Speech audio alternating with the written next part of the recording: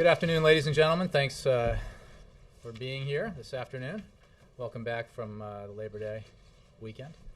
I just have a short announcement here. I would like to provide you with an update on the federal government's ongoing response to a number of events affecting areas across the country. On Sunday, as you know, the President visited New Jersey to survey damage there and meet with local officials, including Governor Christie.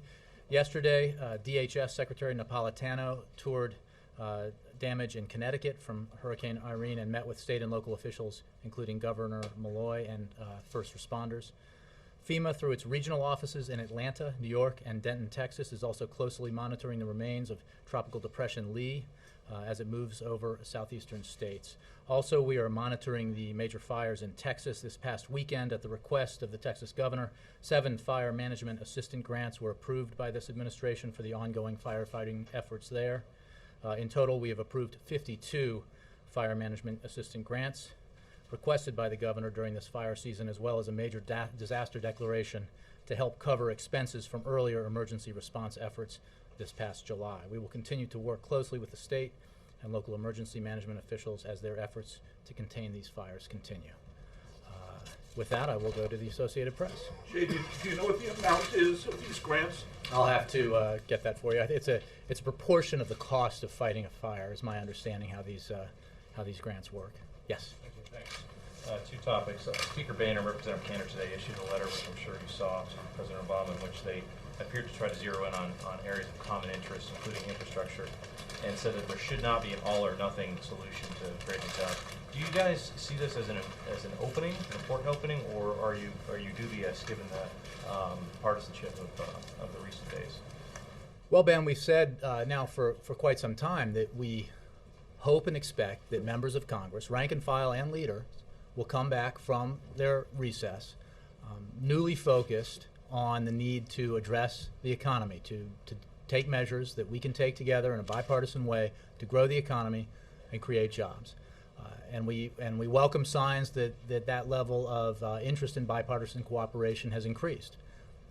We certainly think, as I've said before, that we expect that members of Congress, House and Senate, heard in their districts and states the same kinds of things from their constituents that the President heard when he visited the Midwest on his bus tour and previous trip as well, that there is a level of frustration with Washington that is palpable, and that Americans of all stripes, whether they are registered Republicans or Independents or Democrats, no matter how they voted or how they will vote, are tired of gridlock and political posturing getting in the way of Washington doing the things that can and should be done to help them and help the economy. And as you know, what's important here is that gridlock and obstructionism are not new.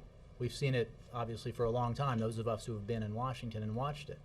What was unique about what Americans saw this summer was that it wasn't just frustrating, it was harmful, it was dangerous. It had a direct negative impact on the economy, on confidence, consumer confidence and business confidence. While expectations for what Washington can do are tempered with skepticism, Americans should not have to expect that Washington will, by its actions, actually harm the economy. Has the White House been consulting at all with Republican leaders in Congress ahead of the speech on some of these areas of potential bipartisan agreement to build support to speed this thing along, or are they going to hear about any new ideas along with the rest of the country? Well, I've had this question as well. And last week, the President has, throughout this year, certainly throughout the spring and summer, been in regular consultation with members of Congress and leaders of both parties. Consultations and preparations for his jobs and growth package were wide-ranging, both inside and outside the administration. And the ideas the President collected helped inform him as he made his decisions for this package. I'm sure the President will be consulting with leaders of Congress going forward as he moves forward by presenting his jobs and growth package to the Congress, by calling on them to act. You will see that it is a significant proposal, but it contains ideas that have historically garnered bipartisan support by the very members who will sit in the hall on Thursday night. So he hopes that the imperative to help the economy, to grow the economy, to create jobs will trump political partisanship. One other topic, please. The AP set a series of reports based on documents that show the New York Police Department has put the Muslim community around New York under scrutiny, using undercover officers and informants to monitor restaurants and mosques and social groups. Does the White House see this as a best practice for combating extremism? I'm sorry, Ben, I'm not aware of those reports, so I'll have to take the question, and it sounds like it might well be addressed to DHS or other agencies, but I'm happy to take the question. Jay, the turbulence in markets is reflecting growing concern about the European crisis. What advice is the president giving to his European counterparts about this, and is this going to be a part of his speech, given that this turmoil could very well affect the U.S. economy in a very big way? I'll make 2 points. First, we are in regular consultation with our European counterparts at a variety of levels. The president, obviously, with his counterparts, Secretary Geithner with his. Secretary Geithner will be in France for a ministerial level meeting of the G7 on G8 rather on this weekend on Friday. Is it G? Yeah. And those consultations are ongoing. Obviously, the Europeans face a difficult challenge, but we believe that they have both the ability and the will to meet their obligations. We continue to believe that. As for the effect of what's been happening in Europe on our economy, there's no question that there is an impact. We have acknowledged that previously, which is why it's so important that we continue to consult with and coordinate with our counterparts. The president, going to your question about his speech, believes that one thing we can do when we talk about our economy is control the things we can control. Take action where we can take action to grow the economy and create jobs. There's no doubt that there have been events this year that are out of our control completely, like an earthquake and a tsunami that have affected our economy. The Arab Spring, the uprisings there that have affected oil prices, that have affected our economy. And the situation in Europe, which we have some role with our European counterparts in, but obviously it's not completely within our control. These things happen, and we deal with them. While we are dealing with them, we should take action where we can, and that's why the president feels so strongly that on Thursday night, as you will hear, we need to do the things we can do to grow the economy and create jobs. The package he will put forward will absolutely be judged by independent economic analysts to, if passed, have a direct, quick, and positive impact on the economy and job creation. Is the president confident in how the European leaders are handling this crisis? Well, we believe that they need to handle the crisis, and we believe they have the ability and the will. They've been grappling with it, obviously, for a while now, and we understand that it's clear that they are working hard to address it, and the president, as well as Secretary Geithner and others, are in regular consultation with them on it.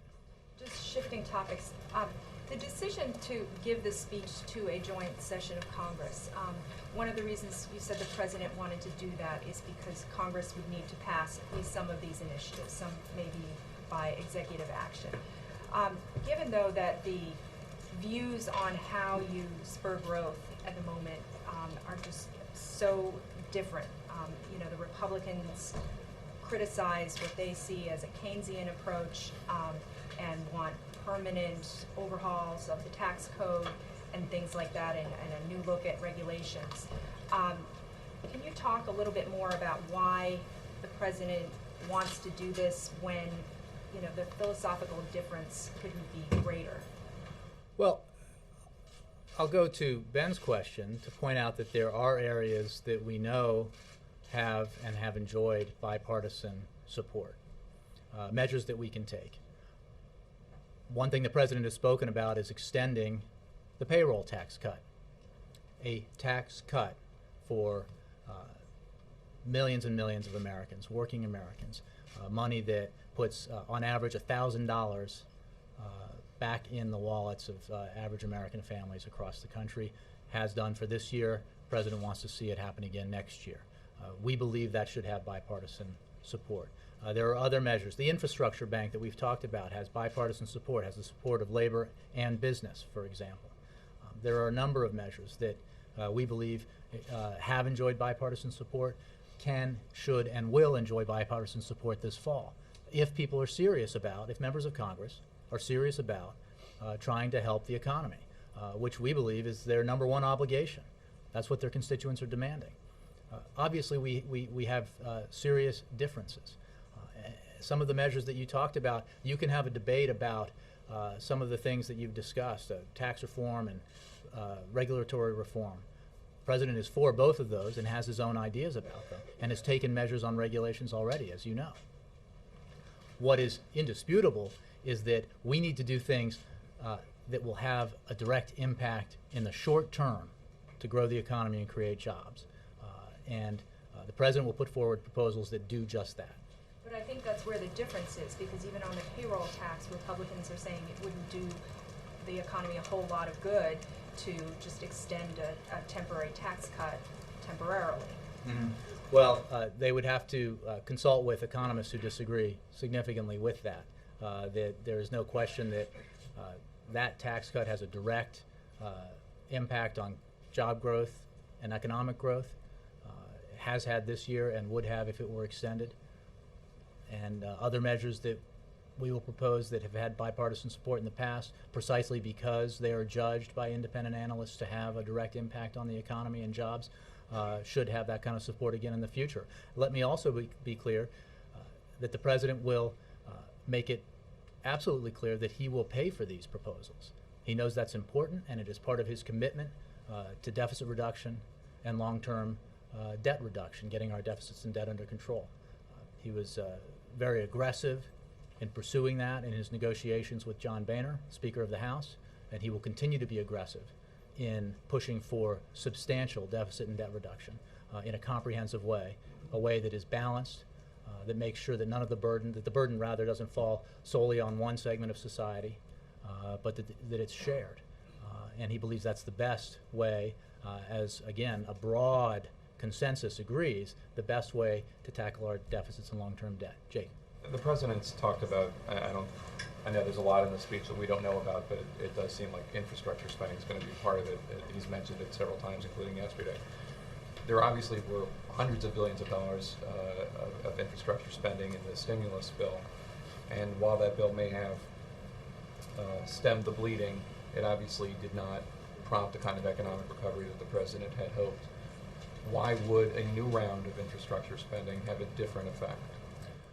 I think your analysis of the Recovery Act, I think hundreds of billions, I think may be overstating the amount of actual infrastructure spending. But remember, there were, what a lot of people don't know, it wasn't widely reported, is a third of the Recovery Act, fully a third, was tax cuts. And then assistance to states, and there were a lot of different components of it.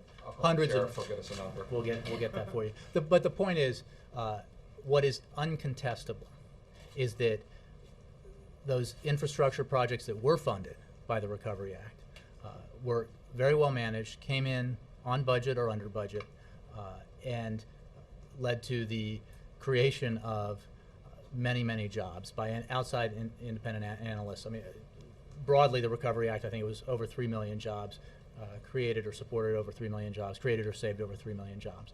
If you're asking me, did it fill the hole created by 8 million jobs lost? The answer is no, because 8 million jobs is more than the 3 million that the Recovery Act created or saved. That's how dire the situation was that we encountered when the President was sworn into office. What it definitely did was, together with the other initiatives the President took in conjunction with Congress, has prevented us from falling into a Great Depression and began the slow but steady road to recovery, which has led to more than 2 million private sector jobs created in the last 18 months and economic growth rather than economic contraction. Nobody is arguing that the growth we've seen this year is anywhere near robust enough, or that the job creation we've seen is enough. But even this year, there have been 1 million private sector jobs created, and we certainly think that the initiatives put forward by the President and taken up by Congress and passed had a lot to do with that. There's a new ABC News poll, Washington Post poll out today that shows a record high of the American people disapproving of the president's handling of the economy, of the deficit, of job creation. 1 in 3 Americans say they're worse off now than before President Obama took office. What's the president's message to these people? That he is working every day to take the necessary measures to grow the economy and create jobs, that he fully understands the anxiety that is out there among the American people about the economy, the frustration at the pace of growth, the frustration at the pace of job creation, and that's why he feels it is so urgent to take action now and not to simply say, oh, well, we shouldn't do anything and then let it all be decided next year after an election. The American people don't deserve that. They deserve action now, and that's why the president will call for action now. And lastly, Jay, in January, President Obama said, after the shooting of Gabrielle Giffords, at a time when our discourse has become so sharply polarized, at a time when we are far too eager to lay the blame for all that ails the world at the feet of those who think differently than we do, it's important for us to pause for a moment, make sure that we are talking with each other in a way that heals, not a way that wounds. Did he mean that? Of course he did. How did the comments by the Teamsters president fit in with that? Well, first of all, those weren't comments by the president. Secondly, and as I think has been Comments reported by a union leader at an event that President Obama spoke at. I understand that there is a ritual in Washington that, somebody says something and you link the associations, and then everybody who has an association with him or her somehow has to avow or disavow it. The president wasn't there. I mean, he wasn't on stage. He didn't speak for another 20 minutes. He didn't hear it. I really don't have any comment beyond that. Okay, well, Jake. some of us covered the campaign and recall a time when somebody made some harsh comments about then Senator Obama during the introduction of a McCain rally, and the Obama campaign was offended and expected an apology, and Senator McCain came out and did so. Mr. Hoffa speaks for himself. He speaks for the labor movement, AFL-CIO. President speaks for himself. I speak for the president. What the president was glad to do yesterday was have the opportunity to present his views on the importance of working Americans and on the importance of taking measures to help working Americans to create jobs and grow the economy. So the precedent you're setting right now for the 2012 election is the Republican candidates are the ones that we need to pay attention to, and those who introduce them at rallies, they're surrogates. Jake, you don't need to pay attention really, to anything that they say. I think I've said what I can say about this. Is that the standard now? You can report it as you like. I'd rather think not I've have made to it- do this Washington kabuki every time something happens. It's But up to you if to that's do the if that's the kabuki, Jake. standard, then The standard is we should focus on the actions we can take to grow the economy and create jobs instead of focusing on kabuki theater. Mr. President, find the comments appropriate. Can we move on?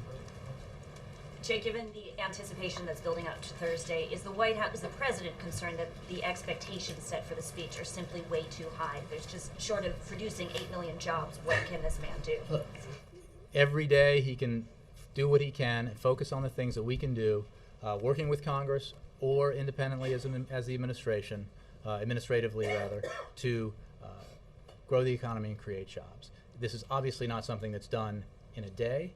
It's work that will continue beyond Thursday as we push for Congress to take action on this package, and it will be part of an overall effort, as I've mentioned, regarding the president's longer-term view about where we need to move this economy that includes long-term investments in infrastructure, innovation, and education, and tackling our long-term deficit and debt problems. So the answer is, obviously, the work does not get done in one day or one night. This is a multi-step process that hopefully results in Congress taking appropriate action to grow the economy and create jobs. Action that, if passed in its entirety, would have significant impact immediately or within the year on economic growth and job creation. Republicans are already expressing frustration that this is being called bipartisan, but they're not being consulted in advance at all. And Democrats expressing frustration that they're hearing legislation will be delivered to them, and they think, hey, we've got our plans of our own. Why are we getting this from on high? But Jessica, when we say that the proposals the president will put forward have had are the kinds that have had bipartisan support in the past, we are speaking the truth, and you will be able to judge when you see whether that is the case. We're not saying that this is part of a bipartisan negotiation that has created this plan. In terms of consultations, I wasn't aware that when the Republicans drew up H.R. 1, they had invited Democrats to write it with them, or the Ryan Plan, or any of their economic proposals going forward. What they do is put those proposals forward, and they are judged on the merits in Congress and by the American people as to whether or not they are centrist, have bipartisan support, or whether they are too partisan or too political. We will put forward a proposal, the president will put forward a proposal that is made up of component parts that have enjoyed bipartisan support in the past. Not only that, they will be paid for. And you think your relations with Congress are at a reasonable enough place that these can pass? I think that the American people do not care whether or not we express niceties. That's a good thing. Civility is important, and we're all for it. What American people care about is that Congress, Washington in general, take action. Take the kind of action that will improve the economic situation in the United States, both in the near term and the long term. Yes, Nora. Jay, how much would you characterize in this speech of new proposals that we've not already heard the president or the administration talk about or float? I think that you will hear some new proposals that you have not heard us talk about or float. And can I turn to Afghanistan and ask whether the president has received a recommendation from Secretary Panetta to reduce the number of troop levels to about 3,000 by year's end? I think you mean Iraq. Excuse me, Yes. Iraq, thank you. No, and the process has, as you know, we are operating under a status of forces agreement with the Iraqi government that was signed by the previous administration to draw down our forces. We're in negotiations, consultations with the Iraqi government about what our relationship with Iraq will look like going forward. We want a normal, productive, healthy relationship with Iraq going forward. We have said in the past that if the security component of that relationship, if the Iraqi government makes a request of us, we will certainly consider it. That request has not been made, no decisions have been made, and so we are operating as of now under the existing agreements. I understand those negotiations are underway. The question specifically, though, is has Secretary Panetta delivered a recommendation to the president? No, I think that this is contingent upon what our relationship looks like with Iraq. On that component of it depends on our negotiations with the Iraqi government. Will budgetary concerns be a part of the president's decision on how many troops to leave in Iraq?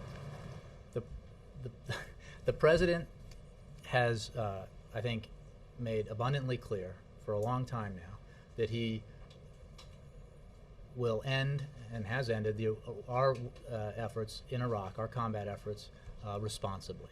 We have been operating on a timetable that has withdrawn over 100,000 U.S. forces since he took office in a way that has been incredibly careful and responsible, and has allowed the Iraqis to further build up their security forces and improve their capacities.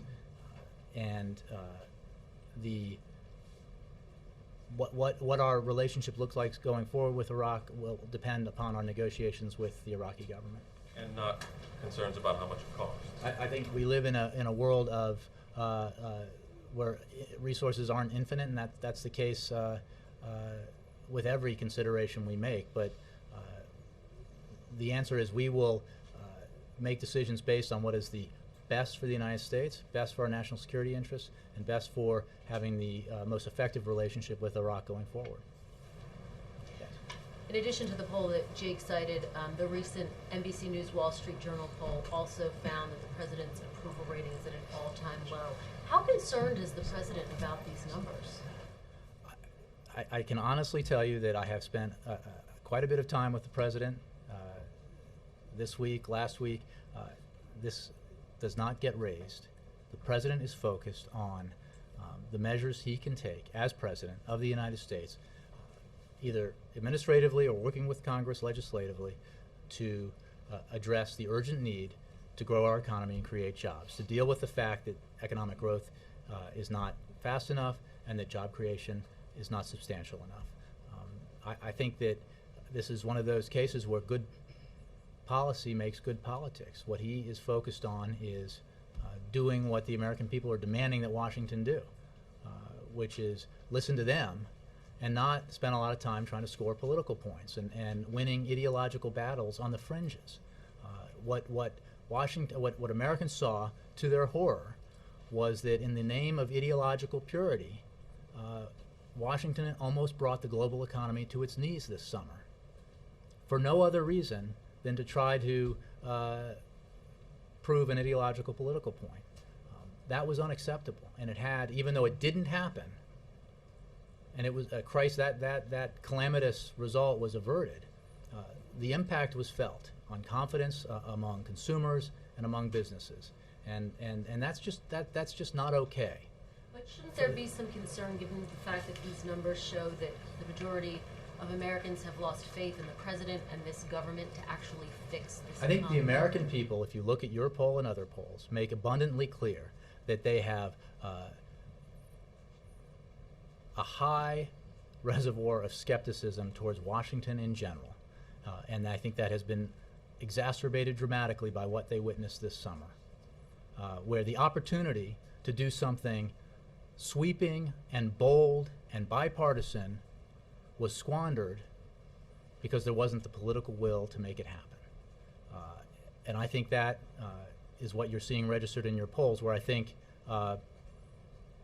everyone associated with Washington is being viewed quite dimly right now.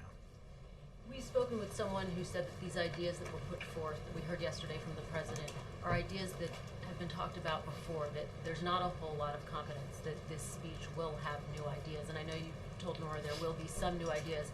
Given that we're so close to the speech, can you tell us what percentage of this plan will be new? Well, I think what's new to some is not new to others. There's a limited universe of things that can be done. I think economists will be very clear with you if you call them up and talk to them about the things that we can do in Washington to affect growth, affect job creation in a positive way.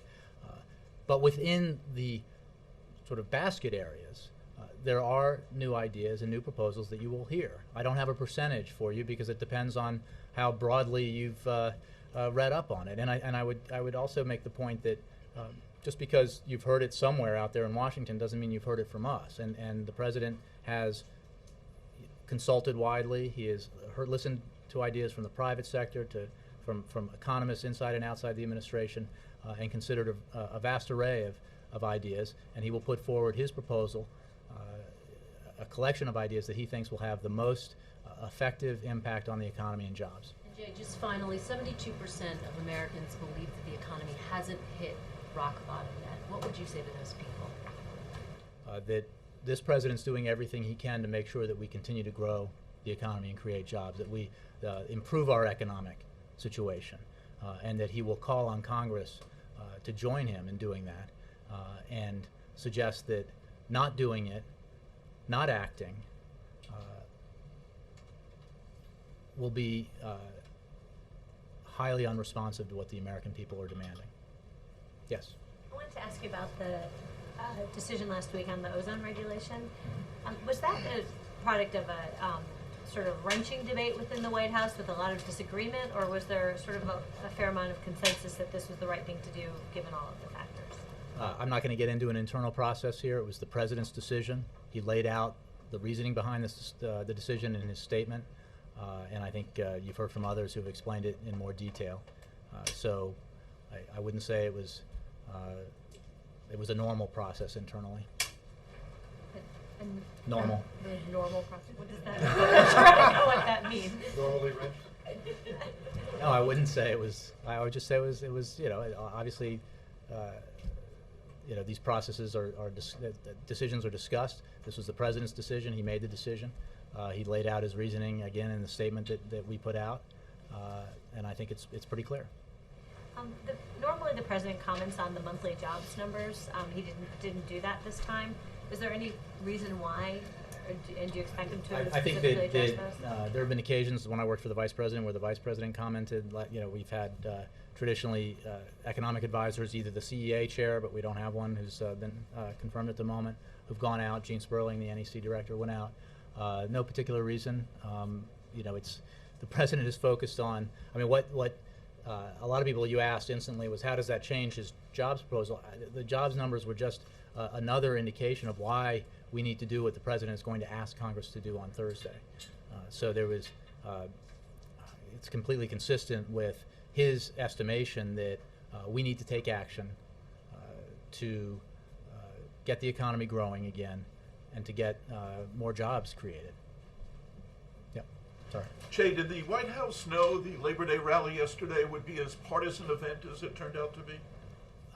Again, I wasn't there. I'm not, you know, the president enjoyed the opportunity to speak to the audience there, to honor working men and women in this country, and to make clear what he believes is the urgent need to take action to grow the economy and create jobs, which is what he will be discussing on Thursday evening in Congress. You know, again, I wasn't there. I'm not sure how to characterize it. The president was invited. He came. He spoke, and he was grateful to have the opportunity to deliver his messages. And what is your answer to Senator McConnell, who used an op-ed today to again call on the administration to send those free trade agreements to Congress? Well, as you know, and as I've said in the past, we look forward to submitting the free trade agreements as soon as possible. The next step is to nail down the remaining specifics on a bipartisan, bicameral agreement to move forward with all three agreements and with TAA, Trade Adjustment Assistance, in a timely fashion. There has been progress made in the Senate, and we hope that progress will continue to be made so that we can move forward on those agreements. And I would just note that TAA is something that has, again, enjoyed wide bipartisan support in the past, and we believe it should this time around as well. McConnell said TAA is unions extracting concessions from the president. Again, there has been broad bipartisan support for TAA in the past. There was support among significant senior members in the House, Republican members in the House for it, and we believe there can and will be support for it moving forward. Yep. To follow up on that, the congressional leaders have already committed to taking those up. So why not send the... Again, we're hopeful that we will reach a bipartisan, bicameral agreement on the sequencing and the process by which these will all be taken up, and hopefully we will see passage of the free trade agreements and TAA and enjoy the benefits that will come from that. The administration wants them as one package, then. I'm not going to negotiate how it works from here. You can talk to folks on the Hill about that.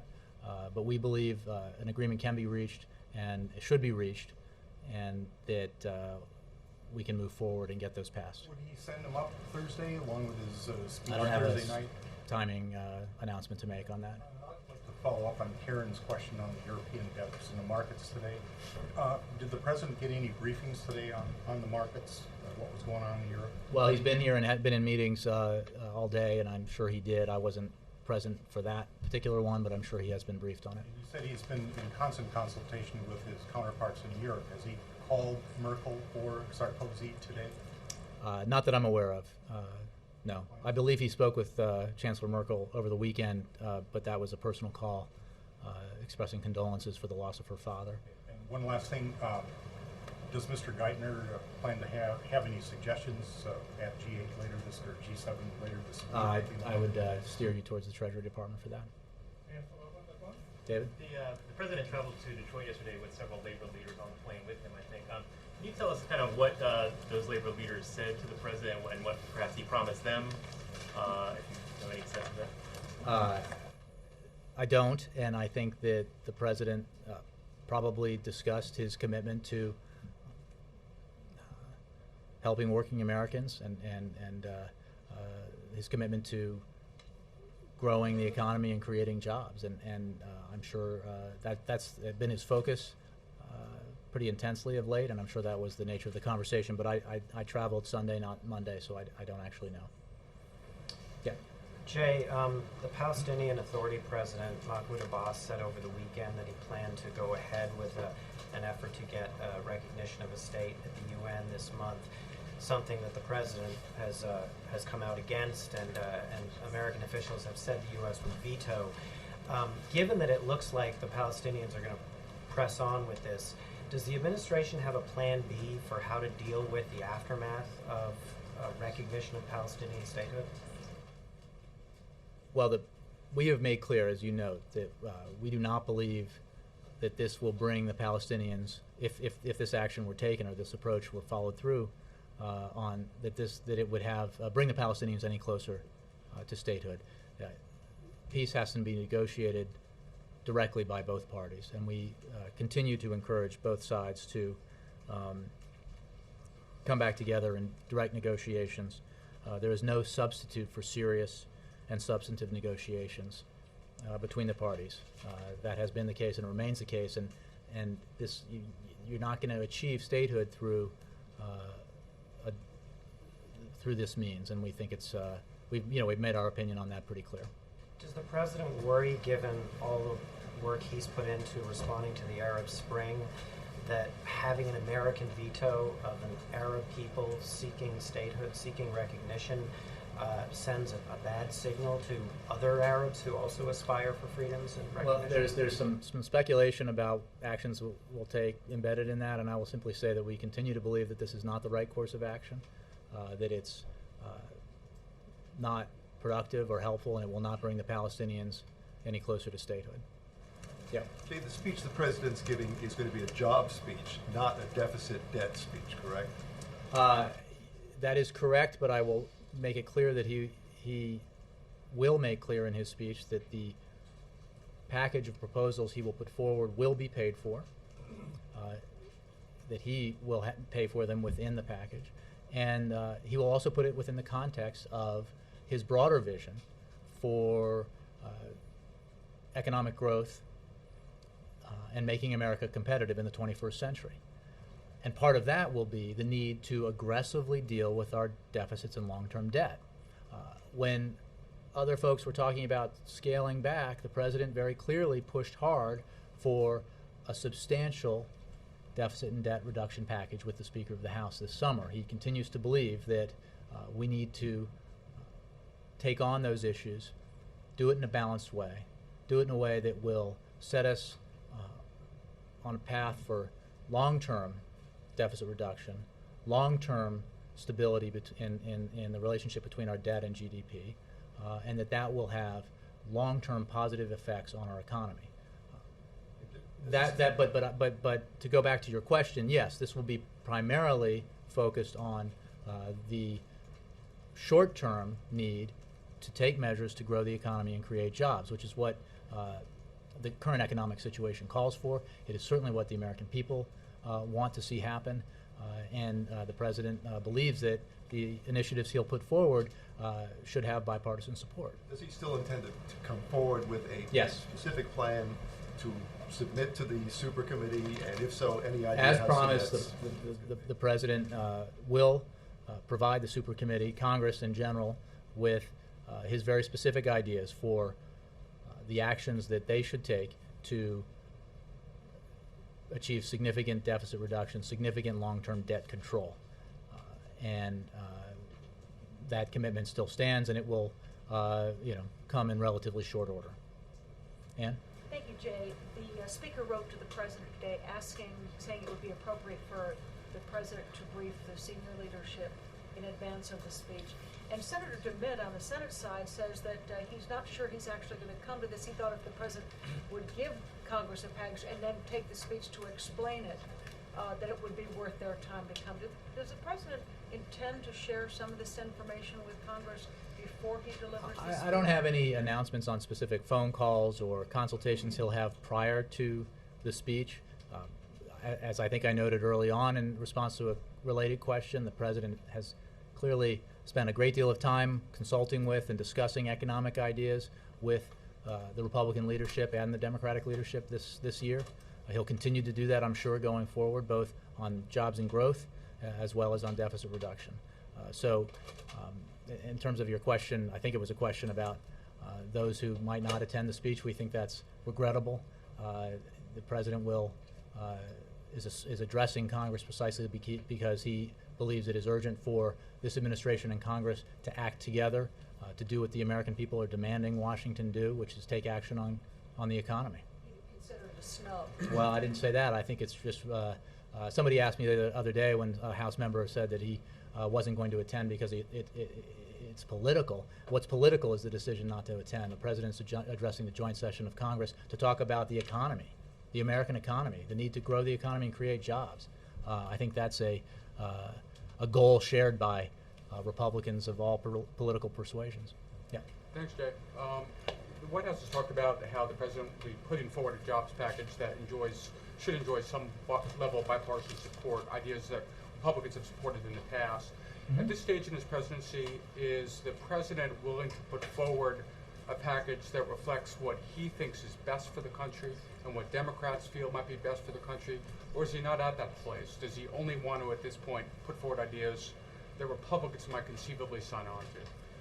The president will put forward a package of ideas that, judged by outside analysts, would have a direct and immediate impact on the economy, positive, growth and job creation. It will be an array of ideas. It will contain an array of ideas that address certain areas of the economy and that will have, again, a positive impact. The fact that these ideas should have, because they have had, bipartisan support does not take away from the fact that these are his ideas and his proposals. He thinks they're the best ideas and the best proposals. He wants them to get done. And he will call on Congress to act and act now, act right away, to get them done. And I think that he's calling on Congress to put country before party, country before politics. And that within it contains the obvious point that the proposals he puts forward are just that. They are measures that should have bipartisan support, have had bipartisan support, and represent very much that idea that you need to put country before party. But he's not trimming his proposals given the political realities in Congress.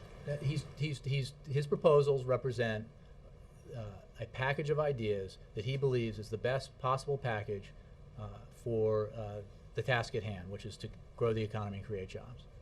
Carrie. Just to be clear on the response to Ann's question about the meeting that the Speaker and Majority Leader requested, is that something that the President is entertaining or would do in terms of consulting with them beforehand? I don't have an announcement on a meeting or other forms of consultation. I think if that is something I have to announce for you tomorrow or at another time, I will. I think the broader point I was making is that there has been no shortage of consultations and meetings between this president and leaders in Congress, both parties. And my guess is there will be meetings in the future on these very urgent matters of economic growth, job creation, deficit and debt reduction. My other point was that in crafting a proposal, that is very clearly, and you will see it as such, bipartisan in nature in terms of the ideas within it. He looks forward to Congress judging it on its merits and taking action accordingly. And you all will judge it too when you see it. And will this be a package that is a scorable package by CBO standards? Will he have a dollar figure that he puts on it on Yes. Thursday night? What about metrics such as this? It will create this many jobs, or I think we'll leave that to the outside experts to judge. Again, as I've said, I think repeatedly, we feel confident that because of the nature of the measures put forward, that they will be viewed by outside economists as having, if passed, a positive impact of the kind that we're looking for. Yes. I wanted to ask about the relationship and the understanding of the White House between the European crisis and the American crisis. Here very often, after readouts of the calls of the president, that they discuss the European crisis and what it has in consequence for the American side. I really not very often hear about what a problem the American financial crisis is for European markets. So what is the understanding of the White House? Which is a bigger problem, or are they on the same level, mutual influences, bad influences at the moment for the turmoils in the markets? I think I would refer you to the Treasury Department for that kind of analysis in terms of which has more of an impact on the global economy, if that's your question, the situation in Europe or the situation here. What I will say is, going back to my previous answer, is that this president is focused on, in addition to the consultations he has with his European counterparts that he and Secretary Geithner have and others, he is focused on the actions that he can take and that he, working with Congress, can take to have a positive impact on the American economy and on the American job picture. We need to do that. We need to do it urgently, even as we contend with some of these other issues that affect our economy that either we have limited control over or no control over, like the effect that the Arab uprisings had on oil prices, or the effect that the earthquake and tsunami had on the economy because of disrupted supply chains. Michael. Does the president have a view on whether a temporary tax holiday for the repatriation of foreign corporate profits would be stimulative to the economy? Yeah, I'm not going to get into details of things beyond the ones that he's already discussed. In terms of the economic analysis of that, I'd maybe send you to Treasury or somewhere else. And just to be clear on what you were previously talking about, the pay-fors for what he's going to propose Thursday night will be specified Thursday night. It won't be like, oh, I'm going to give a speech a week later where I will explain how I'm going to pay for this. Well, he will make clear that there are pay-fors for the jobs and growth package that he's putting forward. He will also, well, I don't know in terms of the lines in the speech, but he will make it clear, and there will be supporting information for that. But it will be within the context of his broader proposals for broader deficit reduction and debt control. And as I think I mentioned earlier, it's precisely because he has had a vision for a long time now of significant sweeping deficit and debt reduction, and because of the need to pay for the measures we need to take now to grow the economy and create jobs, he will call on the super committee to overshoot its target, to go beyond the $1.5 trillion called for by the legislation that created the committee, and do more deficit reduction, more debt control. Sam. Thanks, Jay. Yesterday the president said that if Congress won't act, he won't wait for them. What did he mean by that? He will make the case that to the American people and to Congress that we need to act now.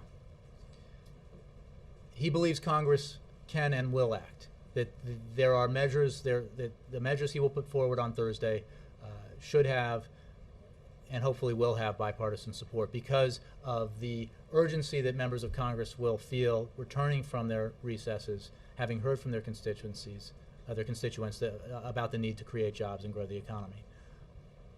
If action isn't taken, he will continue to make that case because he hopes that eventually members of Congress, if that happens, he will hope that eventually members of Congress will begin to feel the pressure for their constituents to set aside political posturing, set aside the ideological battles, and focus on the things we can and should do to address the immediate need to grow the economy and create jobs.